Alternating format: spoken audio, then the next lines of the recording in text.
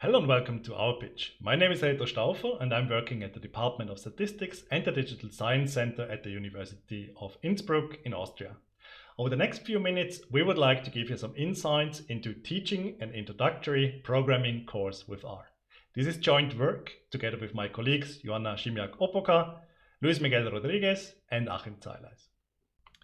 The Digital Science Center was only founded recently as part of the ongoing digitalization initiative and aims to foster interdisciplinary synergies between computer sciences, mathematics, statistics and other scientific disciplines across the university, both in research but also in teaching. Specifically, the Digital Science Center offers a new minor study called Minor Digital Science, which is open for mostly all students from all faculties.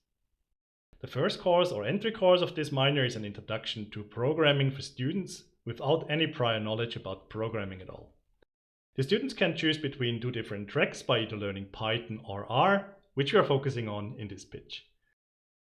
Our course introduces the students to the basics from how to use an integrated development environment, how to write first scripts and small programs, and solving practical exercises with increasing difficulty. This course focuses on the basics such as data types and classes, control flow, and writing and testing functions, almost exclusively using base R to learn the fundamental concepts of a programming language and getting used how to solve tasks programmatically. While data analysis is touched upon in some occasions, it's mainly deferred to subsequent modules within the minor. In the first part, the students learn about the core infrastructure of R and program flow, which allows them to write smaller programs.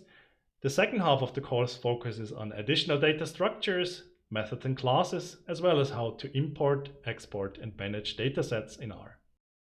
Besides this rough structure, the whole course follows a flipped classroom design, which allows all our participants to learn and practice in his or her own pace.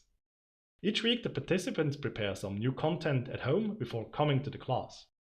At the beginning of each class, we do have a question and answer session, which allows us to discuss and clarify certain aspects, followed by a quiz where the students answer a series of knowledge questions within a specific time frame.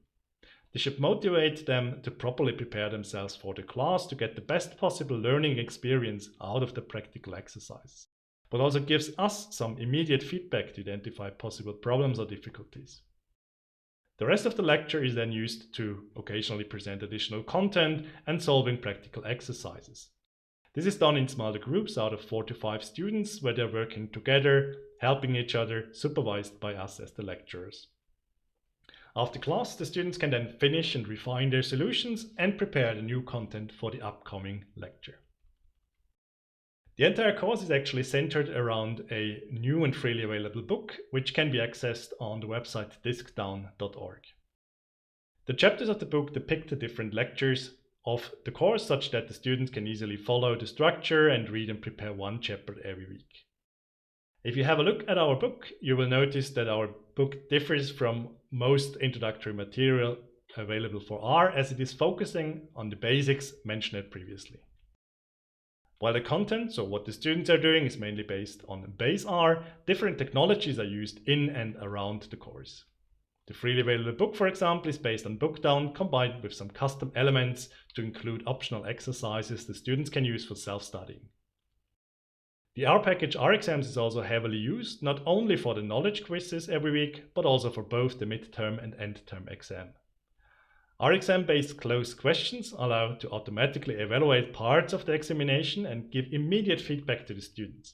In addition, it also allows the students to upload their solution, so the R script, which is then manually evaluated by us. In addition, we are also making use of tiny tests. So alongside some of the exercises the students are working on during the class, but also some exercises for the exam, we provide additional tiny test files. Our students can use these test files for self-assessment, so to see where their code fails, identify possible problems or bugs, and fix them until they can pass all the tests. This helps keeping the frustration level low and also casually shows the importance of proper testing. Thank you very much for your interest. In case you have any questions, please join me on Tuesday afternoon or contact me at any time via Twitter or email. Enjoy USR. See you soon.